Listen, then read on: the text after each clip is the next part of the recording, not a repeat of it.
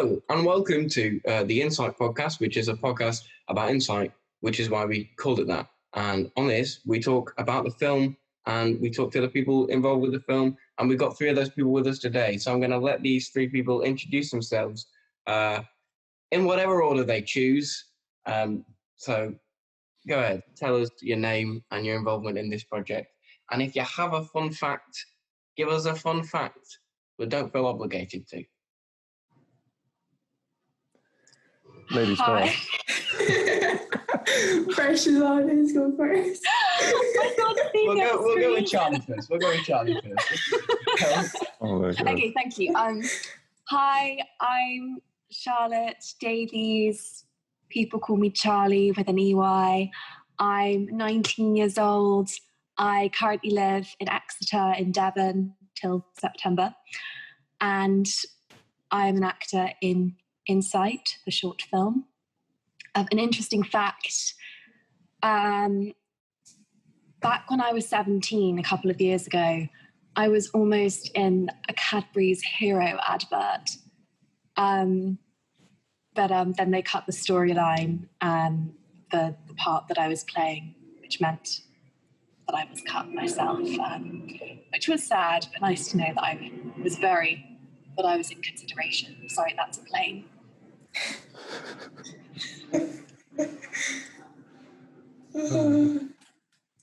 Heartbreaking. Go on then, Alex. So I'm Alexandra Finnie. People call me Alex because it's a lot easier. I'm an actor in Insight. I play Alexis. Fun name. And I'm from Glasgow, Scotland. And a fun fact, probably it's more interesting than fun. I've broken, I think, about 5 bones, and then I hurt myself on a daily basis. So I think my most serious injury this year has been a 2nd-degree burn. So if I get injured on set, I will not sue. That is something, it's my own fault. I don't know how I do it. I wake up in the morning with bruises all over my legs and everything. It's a talent. It's a true talent. Are you sure you're okay to be in the film? Yeah, no, I'm fine, guys. I'll survive. It's okay. If I make it down there in one piece, we're good to go. I'm Elliot Francis. I'm 24. I live in Warminster, which is a tiny little town in Wiltshire. No one knows where it is, so don't feel bad. I'm an actor in Insight, and I'm also working with social media, set design, and props. And a fun fact, I'm 6'3", so public transport is always a pain in the ass. I'm like that with Preston. People go, where are you from? I go, Preston. They go, where's that? I'm like, in near Blackpool, that'll do. I've actually got people don't know where Preston is. Biggest bus station in the country, but no one knows where it is. Mine's Houston. So everyone, when I say, oh yeah, I'm from Houston, they're all like, Texas? No. We were here first. Love that. You can tell by the accent, come on. I mean, obviously, You're Texas. Yeah. So we're all here as actors. So my next question for you guys is, of course, what inspired you all to become actors? Again, I don't know what order you want to answer this in. You want to just do the same order, or I don't know. Have fun with it. I didn't want to go first this time because I realised that I forgot the fact that I'm playing Sierra, and then also like Elliot's doing social media and then PR. So I will go second or third here. Yeah. You go. Yeah. Okay. So I did amateur theatre and things like that in school, as I assume all of us did.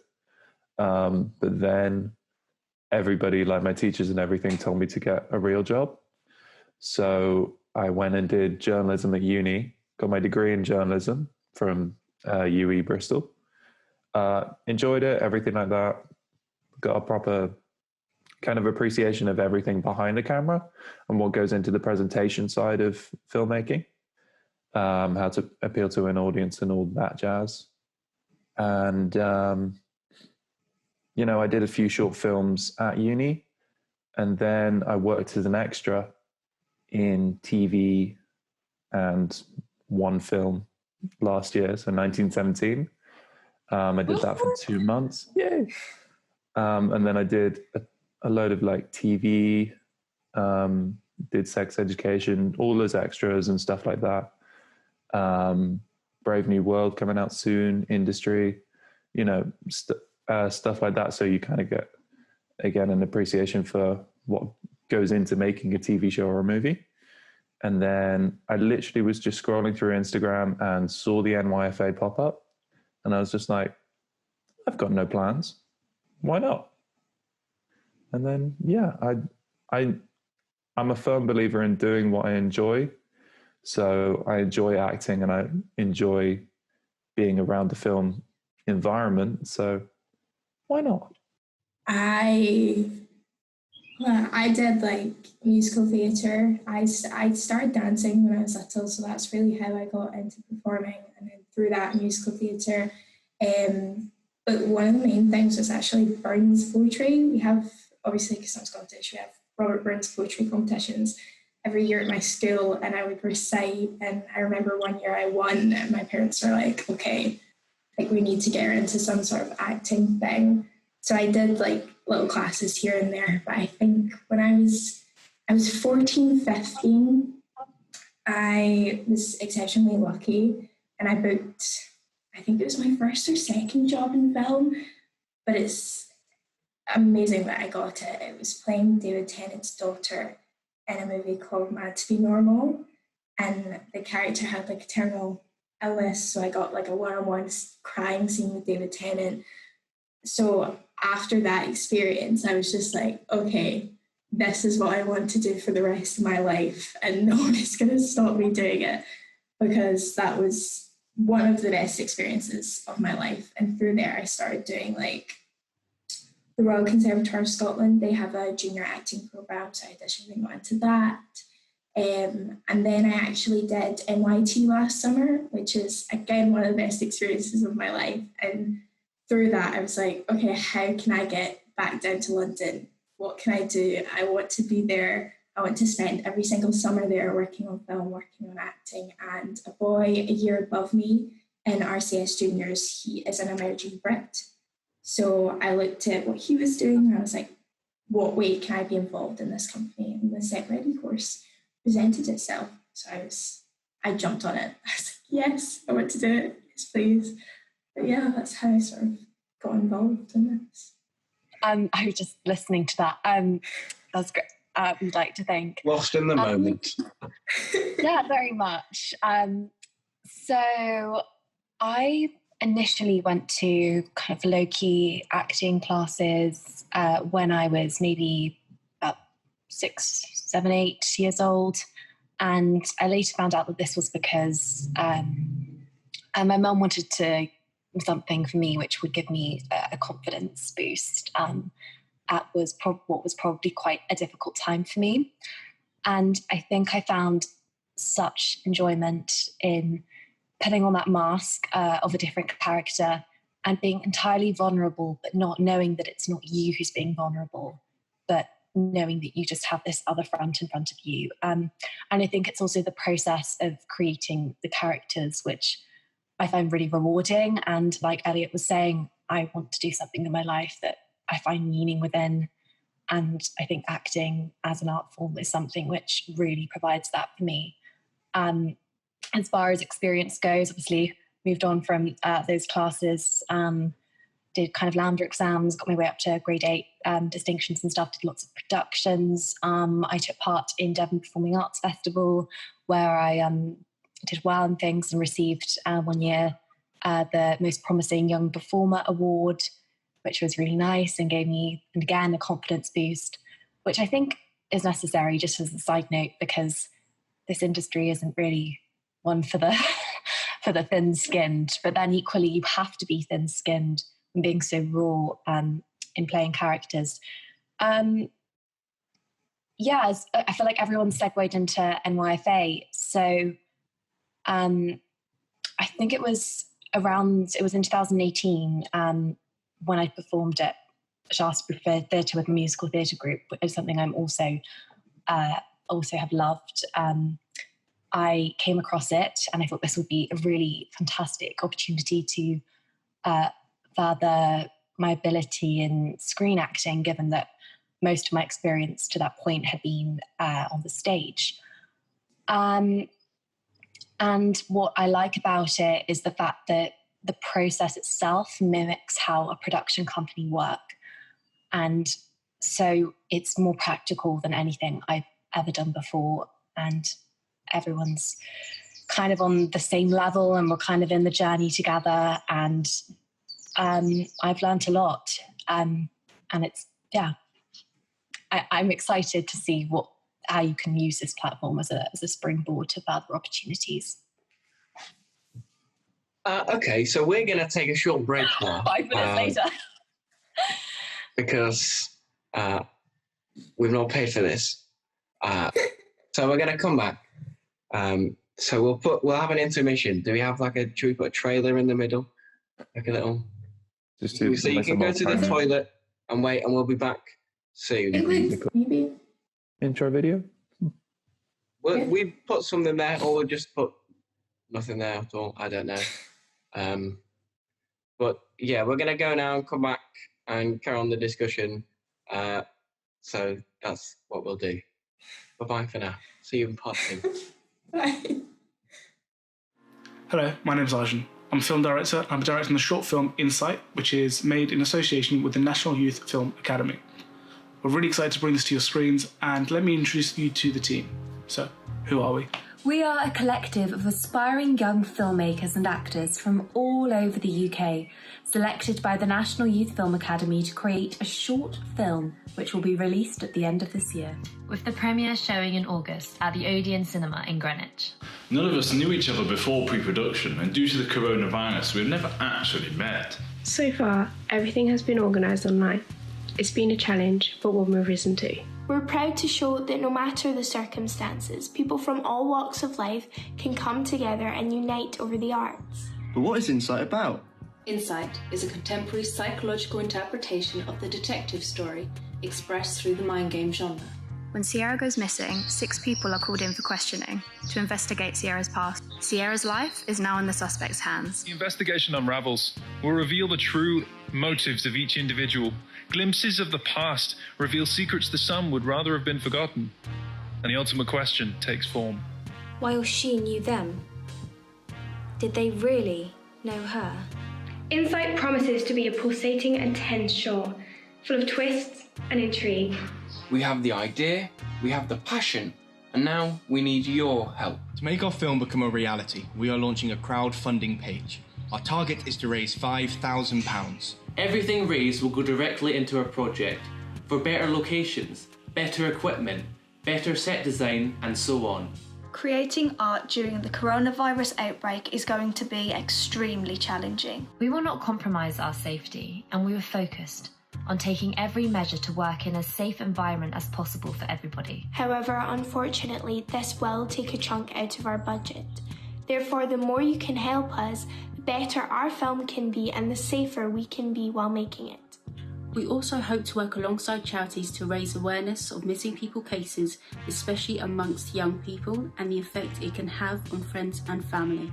Any support into bringing our vision to life will be so appreciated. We will be supporting the next generation of filmmakers in the UK, as well as supporting the very important charitable cause. For more information, please follow us on Instagram. Visit our website at www.in-sitefilm.co.uk. Or head straight to our crowdfunding page, which is linked below. We can't wait to show you what we've created, and thank you in advance for your support. Hello, and welcome back to part 2 of the Insight podcast. So we're just going to carry on where we left off, more or less, now, which is a question about this, Zoom, because obviously this film made on Zoom because there's a global pandemic going on, so we can't meet up. And so we've had to do it remotely from our own homes on things like Zoom and on group chats on social media did you guys find any challenges as actors trying to work as actors and develop your characters and your performances with each other, having to do it remotely, not be able to meet anyone? The auditioning, that was a difficult one, because we sent in some self-tapes and everything, but I auditioned with all three of you at one point. We would jump on a Zoom call and do some improv, and I think we had a script maybe once. So it was improving off each other, but there's always going to be like delays and everything. It's very hard to like emote over a screen and not have that physical sort of even contact. When I was doing scenes with some of you, it was incredibly difficult, and your objectives were kind of lost in the fact that you were just sitting there solidly. Only I'm quite a physical actor sometimes, so obviously it works for screen acting when you're doing it over Zoom. And I feel like if we were auditioning for a theatre company, it would be even harder doing it like this. But it was just unlike anything I've ever done before. Like, it really, really pushed me, and improv scares me to begin with. So that was a whole like, oh God, what am I doing? But it was fun. It's a new experience. I've done it. I know, I agree. It felt really unnatural, but as you say, it just fits the form that we'll be using in August. So I guess it kind of gave us some prep, but the improvisation aspect definitely was something we had to kind of obviously quickly adapt to, because that's the nature of it. And like you say, I auditioned with both of you, and I think one of my craziest memories of that process was when, Elliot, you probably want to jump in on this, but when you were given a brief, and so was I prior to actually improvising, and then midway through, Beth said, "Okay, just start dancing." What was it? Yeah. So I had Beth on WhatsApp next to me, and she would just say, "Dial it up to 11, go to 15, go to 20." Just sending me like these odd little requests, just like, teach her a dance, go crazy, lose your mind. And I was just like, oh my God, stop. So it definitely keeps you on your toes. It's a weird process, definitely doing it over Zoom, but I think so much fun. I was going to say, we were literally on our feet by the end. Oh God, yeah. Like, full on grieving. Yeah, I was just stood in the middle of an empty room shouting at a laptop. That's what it comes down to. I know. It's very bizarre. I remember getting off one and I came into the room next door, and my mum was like, "Well, that was a lot of swearing, Alex." So I was just screaming at a laptop. I was like, "Oh, sorry, not my fault." Yeah, my mum and my sister are just like, "Oh yeah, he's probably auditioning." Just used to it by this point. Pretty much, yeah. I think the weirdest one I had was with Oscar, where he wanted to steal my bag, which had a sex toy in it. Oh my goodness. Yeah, and then at one point Beth was like, "Pretend you have coronavirus," and threatened to give me coronavirus. And I'm like, okay, I'll do that. Those improvised sessions were interesting. I for myself, and it seems to be just me, so I don't know if it says more about me than anyone else, but I was surprised by how much of a challenge it didn't feel like, in a sense. I sort of expected it to be very difficult to do it over Zoom, but I actually found doing it with the different people that once you got into the scene, when you're in the moment of the scene, I felt like it wasn't as different and difficult as I sort of expected. I don't know if any of you guys would agree with that, but no, I feel like once you get in and sort of establish that chemistry, I feel like it's a very hard thing going in and acting with people you don't know And obviously that's what you do in an audition room. Yeah. But I think we've got one day together before we start filming, which obviously we've been going over stuff, but it's different meeting people and sort of building up that chemistry and that sort of, I cannot think of the word now, but that sort of, when you like bounce off each other, it's very hard to like establish that over Zoom. So I think going into, there was always the first like 2 minutes of the scene were always a bit like awkward. Yeah. You're just trying to get our footing a wee bit and figure out like what's going on here. Like, because we'd never even seen each other act before. We didn't know what anyone else was going to bring to the performance. But I think once we sort of figured it out, it got slightly easier going on. I definitely felt less nervous as each audition went on. Yeah, and I think that was somewhat made easier by the fact that we're still in our own homes, we're in our own security spaces. Worst comes to worst, we can just leave the Zoom call, not that any of us did. And so I think that it was a really odd dynamic, having to kind of immerse ourselves into this brand new situation, which had really only been enlightened about like a few seconds prior. But I really enjoyed it, and I kind of agree with you, Johnny.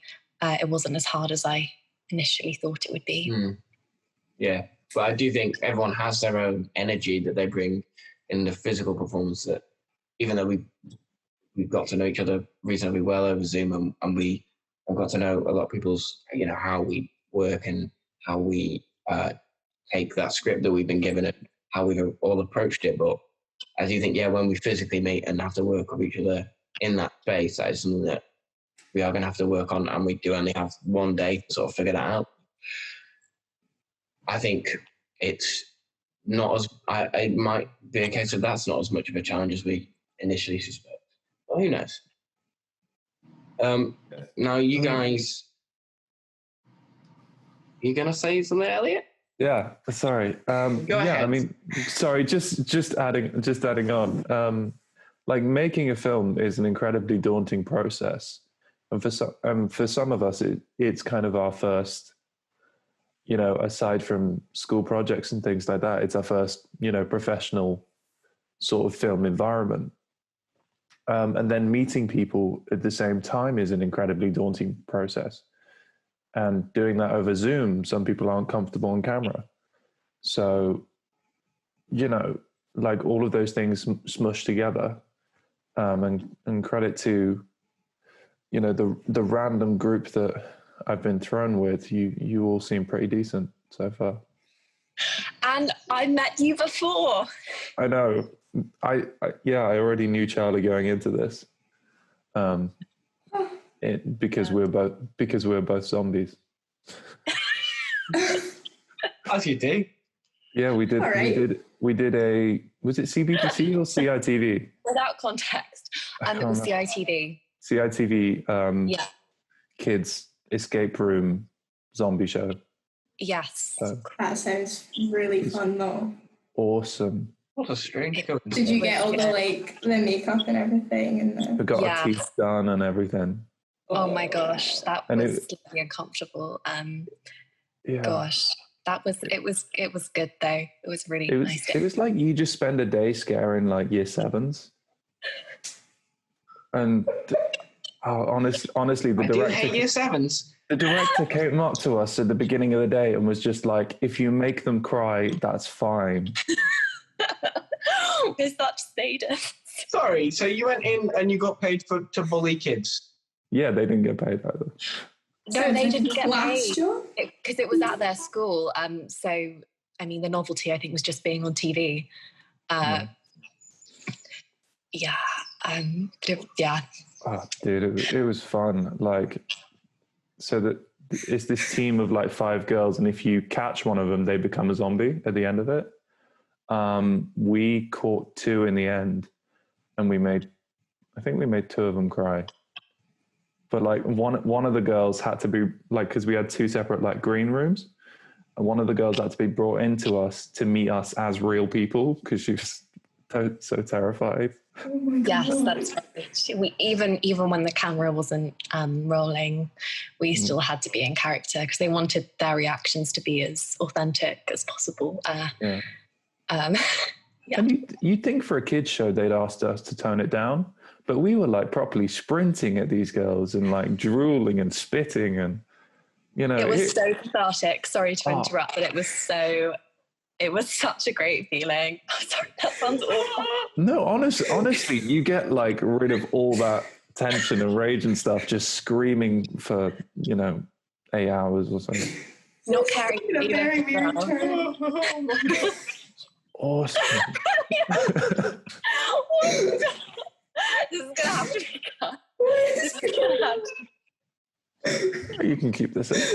Yes, I like scared 12-year-olds. Oh my God. That's what Ellie wants to do for the rest of his life.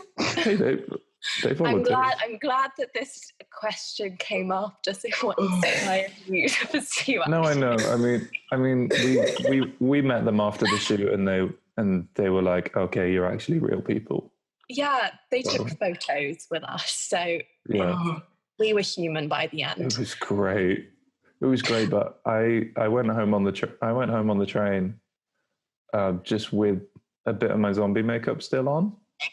Like, I think I just had really dark circles around my eyes, so I just looked like shit. Can we get back to the film then? Sorry, I thought this was the zombie bullying children podcast. Sorry, yeah. Oh. And that, ladies and gentlemen, is how much You fun might have to go for another break at this point. Great. Right. Fade out after I ask about them. After I say we met each other. That was great. So on Insight as a project, we're all, as well as being actors, we've all got other roles as well. Alex and Charlie are both part of the social media team.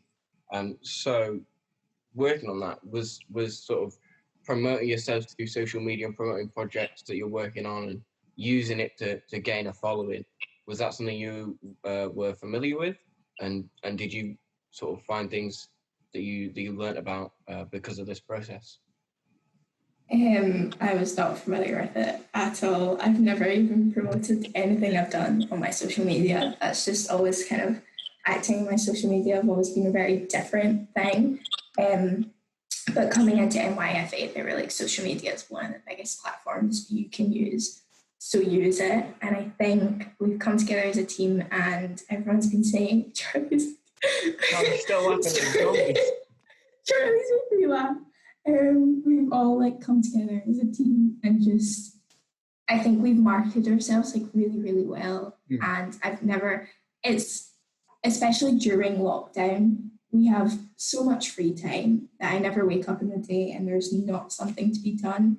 And I think with social media, we're doing really well so far marketing ourselves and putting out like new content every single day across all 3 platforms because we're on Twitter, Facebook, and Instagram.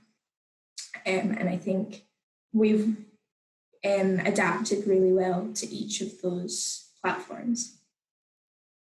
I mean, I think we have done a really good job, and you can tell because as of the time of recording, a few days ago we launched our crowdfunder. That went live, and it's had a really good start. We've got off to a great start. We've raised, I don't think I'll particularly say the exact number we're on, partially because I don't know it. And it hopefully will grow. Yeah, yes. So by the time this goes out, it will be 10 times the amount. Yeah, I think in 24 hours we had 1,500. Yeah, I think by the end of 2 days, 2,000. And that's, just not possible without putting in the work for a good social media campaign. Yeah. Yeah, I don't know if you have any. I was just going to say that through thinking about how we were going to promote the film, we had to reflect on all that made it a good film and all that we had to be proud of. And through that, I think we have a great genre. I think when people will see it, they just will be left with questions even by the end. And the process of watching the film is incredibly tantalizing. It's confusing and chaotic from the start to the end, full of mystery and suspense. Also, the fact that all of us are aspiring filmmakers and actors, I think, has a great appeal because we've got that drive and that energy, and we're all kind of on this journey together. And also, fundamentally, we're creating this film, at least the pre-production side of things, in lockdown conditions. None of us have met each other, and the first or the second day that we'll meet each other will be the first day that we start to shoot it. And I think that, it's all of that, which, but as well as our hard work, which you alluded to, which I think is maybe why we've done so well so far. And obviously, we're really grateful to everyone who's donated so far. It really means a lot, and we're not entitled to anything. So thank you so much. Well, they'll probably say that at the end again. Yeah. So, fun question now, because it's been very boring up to this point. What is a film or TV show, like your dream film or TV show that for you to work on that has made in the past or has not been made that you would like to see made?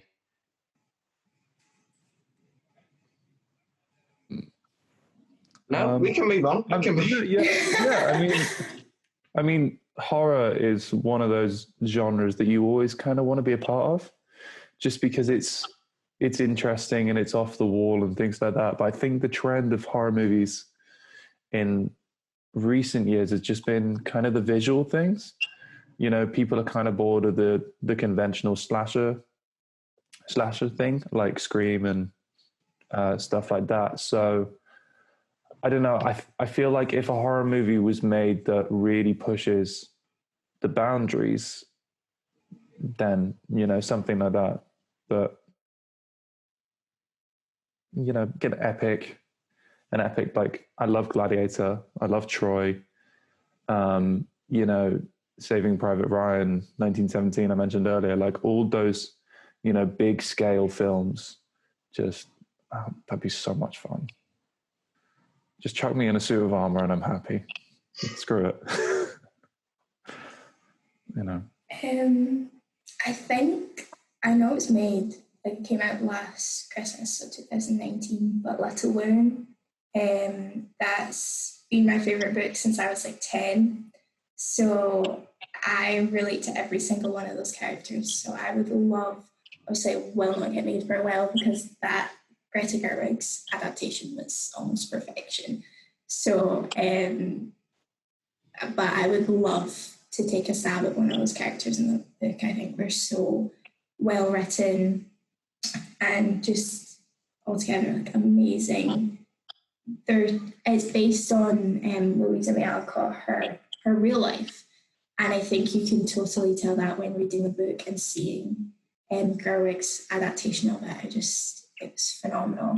So I think Little Women is a big one for me. But also anything with Disney, I love the corporation so much. So I think just to work within that, I do not care whether it's Marvel, Star Wars, classic. I just think the company is amazing. And then I love old Hollywood, like screwball comedies and like classic films and stuff. I would love to just go back and be like a fly on the wall and watch like Jimmy Stewart work. That is like something else for me.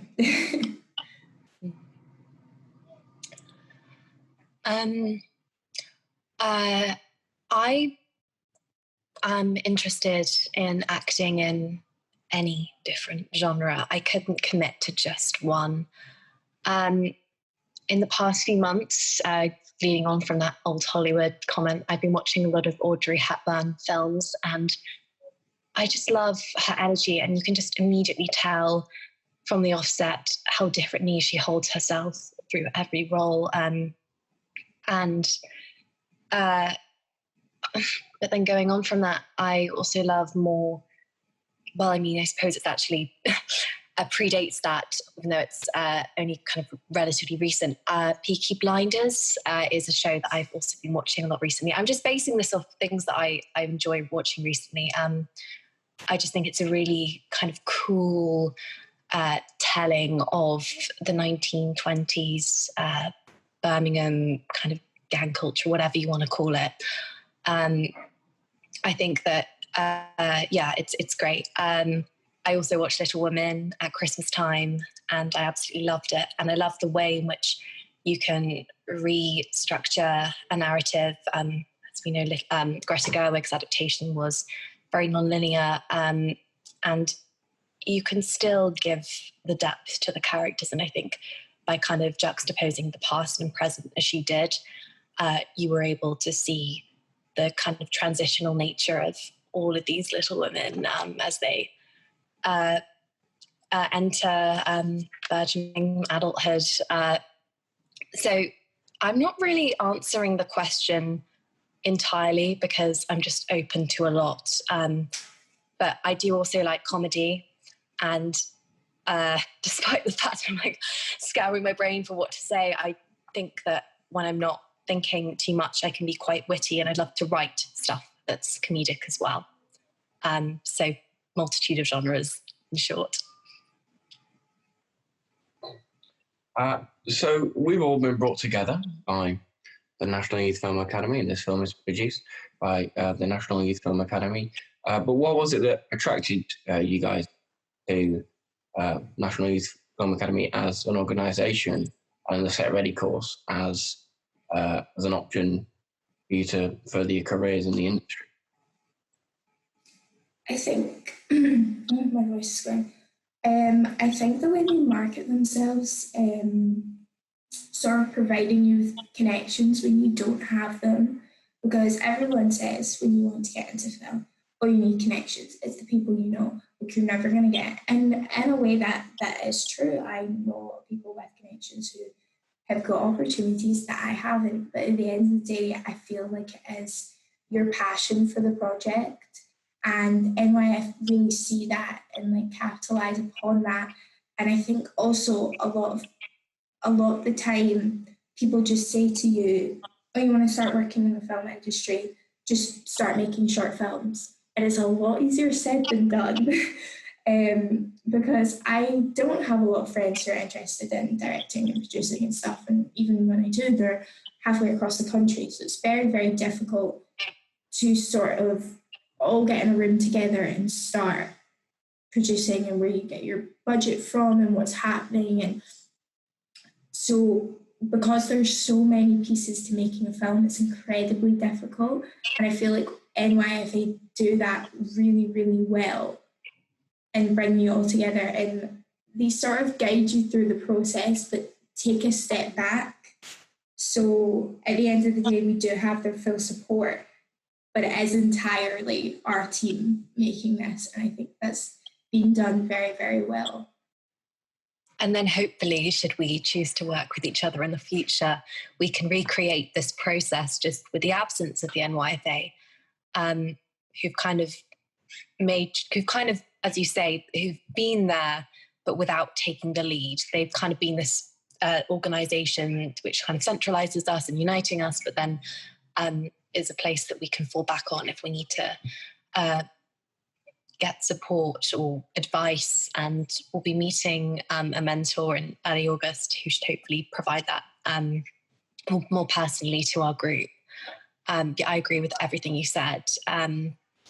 It's also not, it's directly helping us with the skills to replicate that kind of production company environment, because we're not learning about it, we're doing it.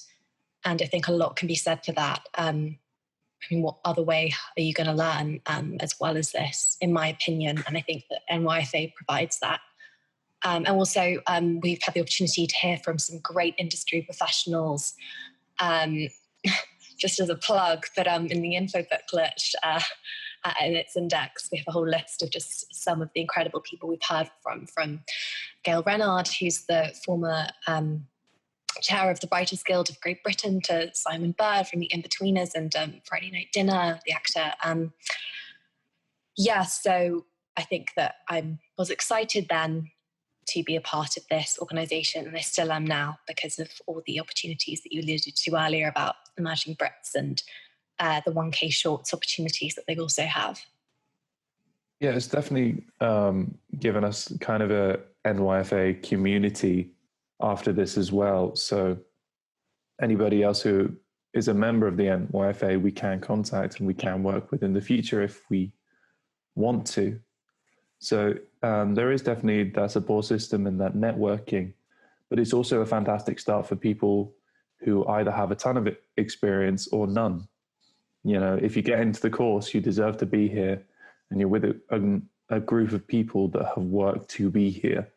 So hopefully you're with a group that want to be there for the same reason as you and are hardworking and will conduct themselves in a professional way.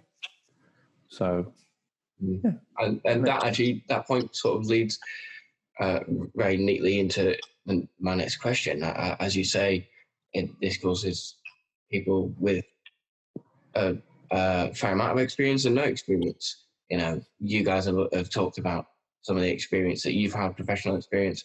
I've not had any of that, but I don't feel at any moment like I don't deserve to be here, or like you know, I'm any lesser because I don't have that experience. And so my question for you guys is, for those of you who do have potentially more experience than some of the others, does it sort of, when you have that experience and then you come into something like this where you're with lots of people who potentially don't, does it sort of give you a new perspective on that? Do you find that you potentially, because I think as a young person, potentially, and I don't know if this is any of you, but especially as children, you think if you do a job, that's it, you've made it, which obviously is not the case. It's not that sort of career. You have to keep working at it the entire time. So do you guys feel like coming into this process, even though you've got experience, does it still feel as much like you're learning the same as someone who doesn't have any? I don't know that I particularly worded that question very well. Although I have like some experience on set, I have never got to be involved with a film from the get-go. So I am learning the same as everyone else. I have never got to fully like develop a character by myself. And obviously when I do theatre, I get to do it a wee bit, but to fully flesh out a character and work on it with the director is something that I have never done before. And it's really, really interesting. And I feel, although we all do come from like different points, I don't feel like any of us are above one another because we all share the same passion. And I feel like that really shines through when we're working together. At the end of the day, like, we want to make this the best project it possibly can be.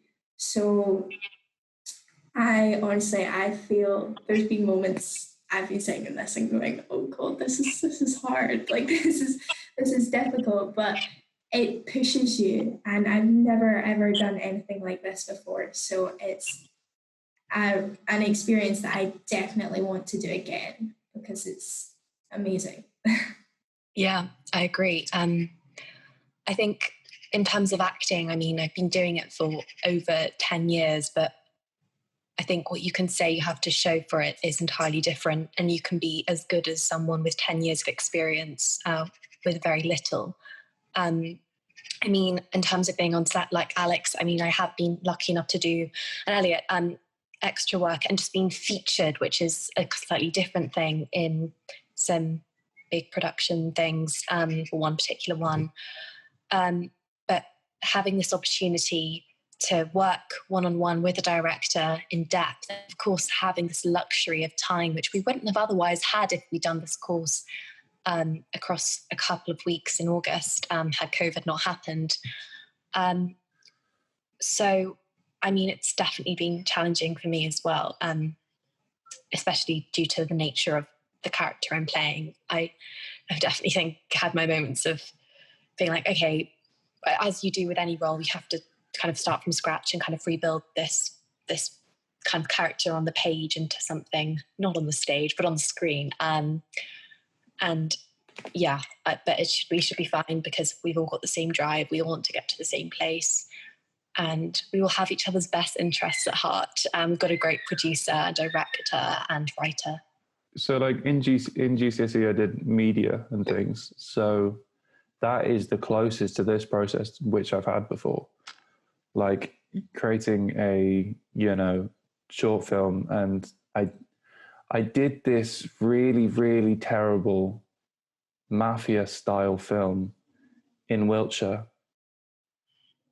with, I just got like a load of my family friends, told them to dress up in suits. And then I bought some like Poundland guns and we made this short film, and it was really bad because I didn't write a script. I just said, I want to get from this point to this point, which done well can work, but none of us had acted before and none of us had done anything like this. So it was a lot of like, you killed my brother, I kill you. And it was just these really bad, like Russian, Italian accent things. And I still got a B for it. So I'm pretty happy. And that was shot on, my iPhone 4 with a budget of about $5. So, but yeah, like working on a character and things like that, you do that in theatre, but you don't do that with an original idea most of the time. So you're always working from an adaptation or something like that. But yeah, as Charlie said, working on sets and things, you are kind of dumped in the middle of that process. Like by the time you turn up on the day, everything is already set up. The film's entirely financed. They've got all the stuff there that they need, and you're kind of just filling in that gap. So with this process, it's fantastic to see, the whole process start to finish if we get the budget. So, it's an exciting process and it's stressful at times. Yeah. I think the closest Best to admit it. I think the closest I've come to sort of being involved in the process from scratch is like my A-level film studies. We had to make a 4 or 5 minute short film. Although because it was film studies, I wasn't allowed to actually be in it because I had to be on the camera. So I snuck in a voice cameo, but I wasn't allowed to physically be in it.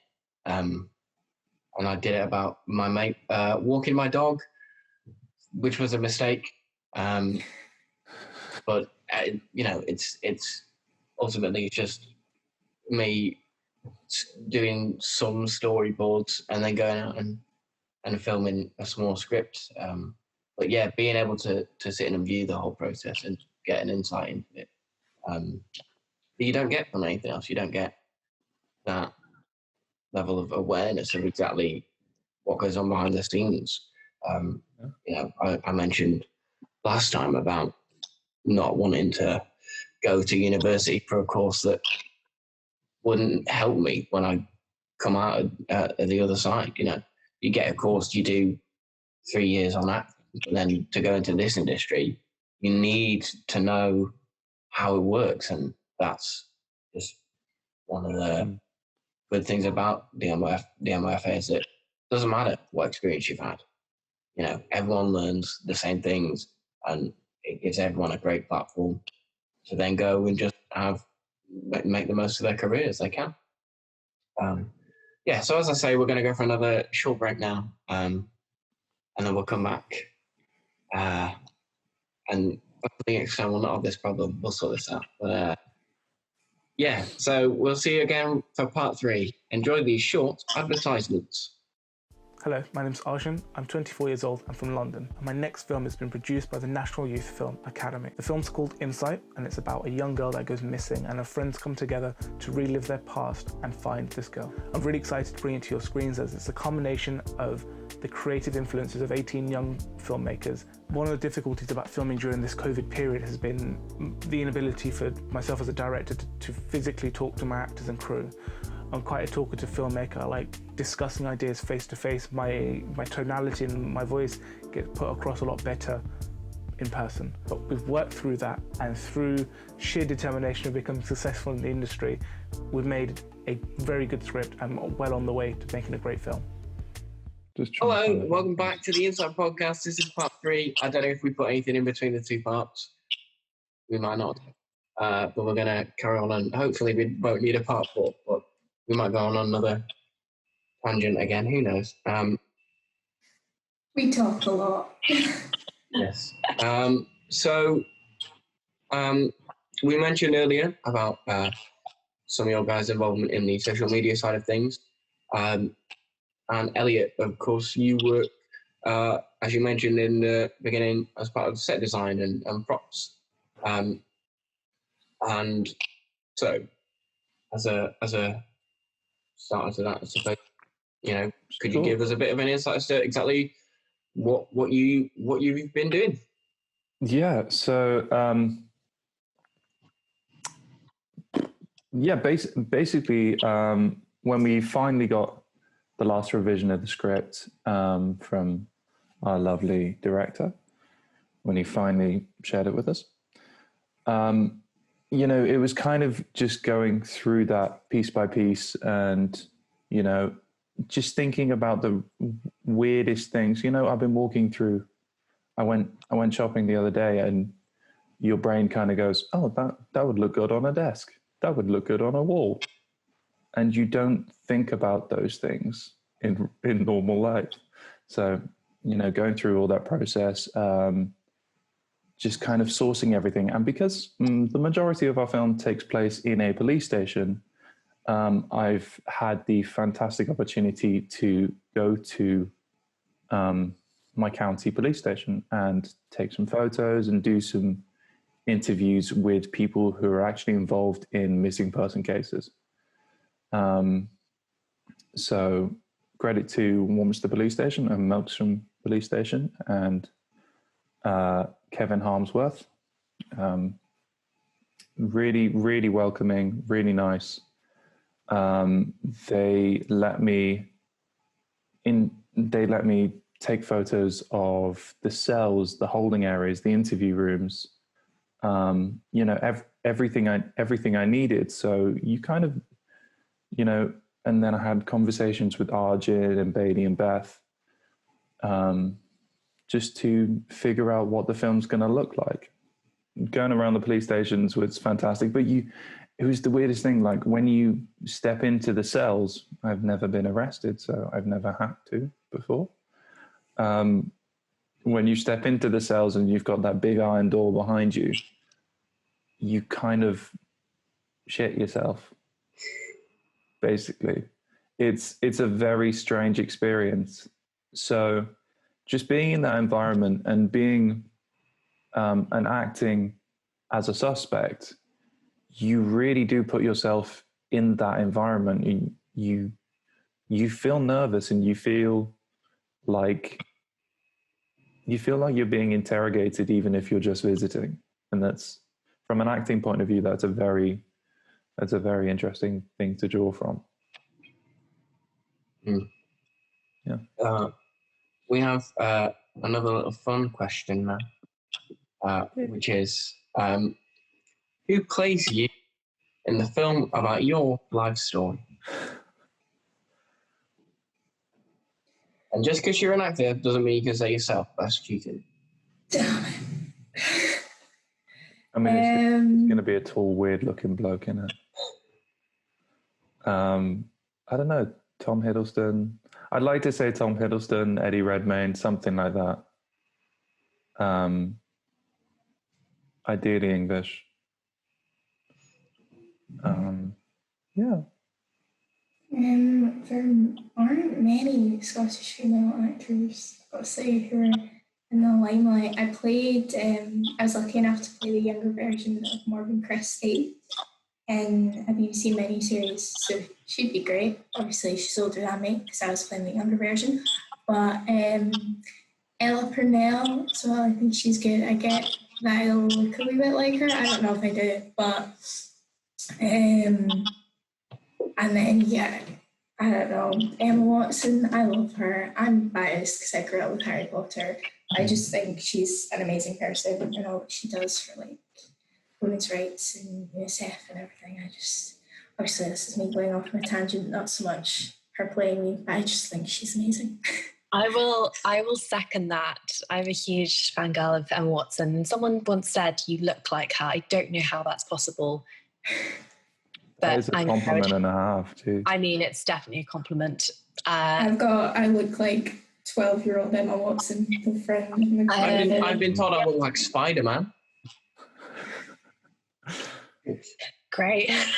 Keep that young age nice and young. Oh my God, I got told I looked like Danny Dyer. You do as well. I'm sorry. I'm sorry, but you do. I don't see it. Honestly, I was serving this table, like working as a bartender, and this guy just goes, "Yeah, we've just been thinking you look like Danny Dyer." I'm just like, "Okay, do you what? Where do I go from this?" What do I do with this information?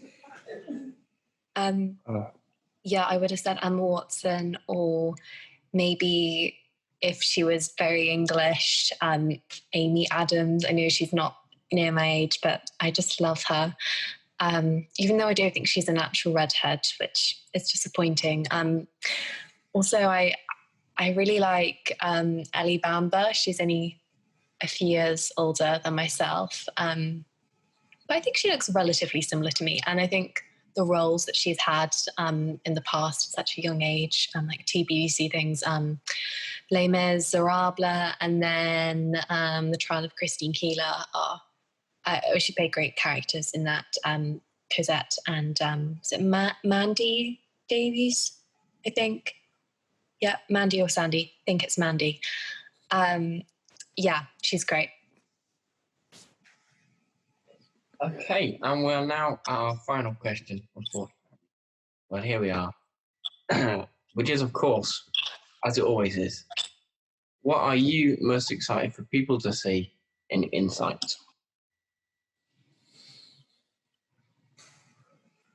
I look like my body is the entirety of...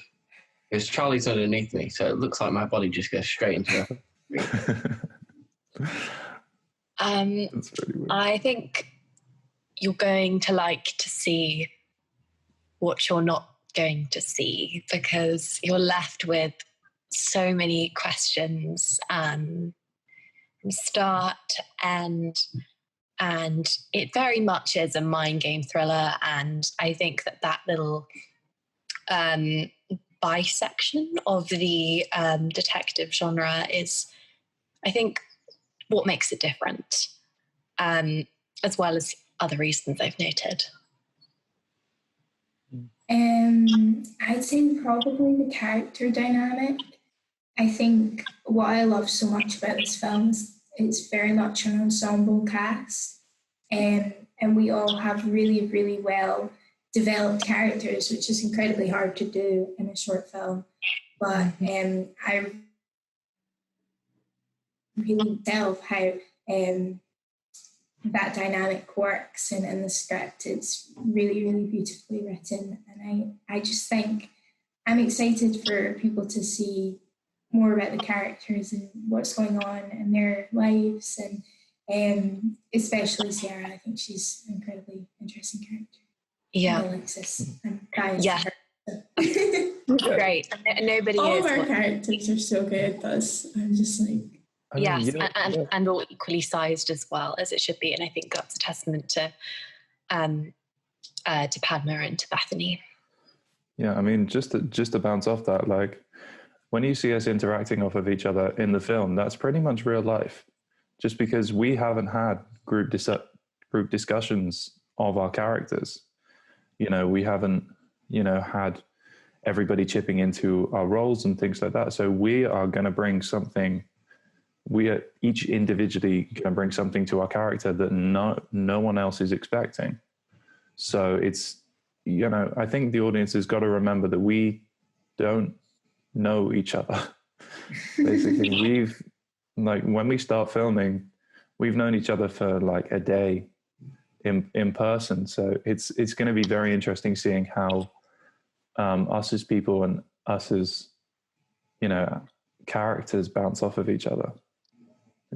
That's really true.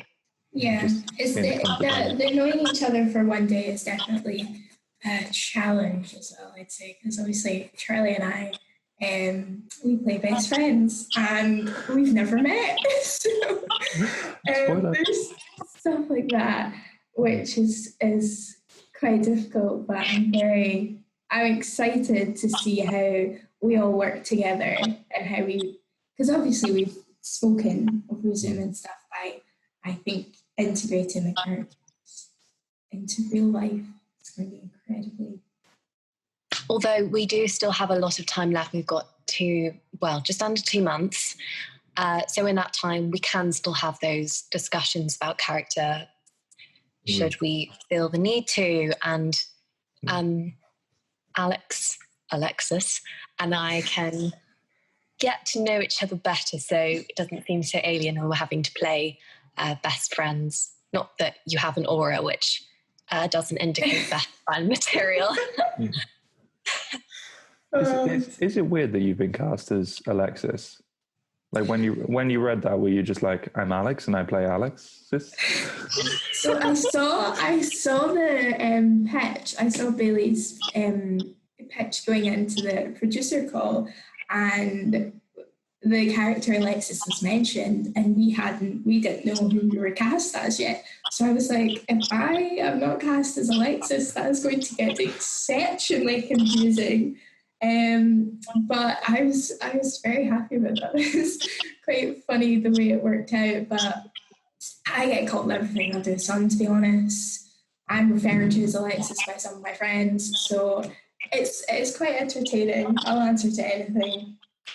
I think they just got bored halfway through naming the characters. Sierra, Logan, Alex that'll do. Done. Yeah. Knowing you would be a great fit. Yeah, I mean, your original character name was Alexis Finnish, so. They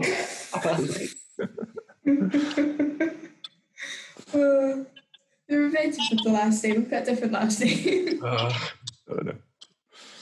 Yeah. But that's all from me. That's all the questions I have to ask. So I don't know if there's anything else that you guys want to mention, want to bring up again. It's going to be interesting. Get excited. Follow all of our social medias. Exactly. Is what I'm coming on to. Follow us on Instagram and Twitter at @in_sightfilm. On Facebook at insightfilm.nyfa. And if you haven't donated to our crowdfunder and you are in a position to, which we understand that not everyone is, but if you are, you're feeling generous, you can head over to the link to that, which is www.crowdfunder/insightfilm. And you can go and give us, any amount of money you choose, £1, £800 if you want. I know it's one I prefer, but it's up to you. We've got some that was very great passive aggressive. rewards. That was really passive aggressive, wasn't it? You don't have to, but you don't have to. You don't right now. The money. Yeah, Yes. I was just going to say, regarding the crowdfunder page, we also on that have a list of all the reward schemes. So a certain donation can be met with a reward from us, including, if you pay £10, I believe, a press pack, which includes some things which you'll find if you go onto the website, along with an information booklet, which I helped create the written content for, alongside a fantastic design made by our cinematographer, Ben. So yeah, just so you know that things are in store for you as well as for us. Thank you. You can get your face on the most wanted board. It's probably one of my favourite ones. Yeah. It's at £50. One of my mates has done that. So yeah, nice. That would be sick. Like, how great. That'd be really cool. Like, really fun. Yeah. But yeah, that's all we've got to say. So thank you all for coming on. We've had a bit of a hectic morning trying to arrange this all and get it sorted. But we did it in the end. We got there in the end, and we had a nice chat about zombies while we're at it. I don't know. I mean, comment who did it. if you've got any ideas so far, I mean, Who did what? exactly. Da, da, da. Oh, we're so delirious after that zombie chat. Very true. Right, if all of us were in a lineup, who's the most guilty? Who looks most suspicious out of us? I mean, I don't know. I think it's you for trying to go around good ways. But who's the most guilty? Not me. I don't think Elliot I'm is not- placed in a very good position after, and myself, to be fair. I don't know how that works. Scary year 7. You sounded really proud about the fact you made children cry. I mean, I thought we were going to cut that out, so I don't know why we're referring to it now. That's a credit to that's a credit to our superior zombie acting. Okay. That's definitely staying in. There's no way me and Johnny are just saying like crying. I mean, I'd rather cut everything else out and just leave that bit in, to be honest. That's going to be the trailer. The Insight podcast. We talk about zombies. Make that a section in every time. Now, we come on to the zombie section. Have you ever played a zombie? Close enough. I did once. It's Did you? Yeah. Did you make any children cry? No, I didn't. It was a zombie short film, but I got like veins all over my face and stuff. It was cool. I didn't make children cry. It was only for a day, like 5 hours. We should all do the Halloween thing at Thorpe Park. Oh yeah. I'll just get trained down every just like 6 hours. No bother. Let's go. Yeah. That's what it's like when the last August when they had the introductory day down in Greenwich and coming from it was like 10 a.m. so I had to get up like 5 a.m. to get down there. And I'm talking to people like, oh, where have you come from? I'm like, oh, Preston up north, so I had to get up at 5 a.m. and spend like the entire morning on the train. They're like, oh, I live 5 minutes away. That's nice. Yeah, I had a team building day for NYP in Newcastle, I think, or Manchester, and I got up so early. I got up at like 3 a.m. and everyone's like, oh yeah, I live down the road, and I'm like, I hate you. That's why I played a zombie. One whole thing. Literal zombie. Yeah.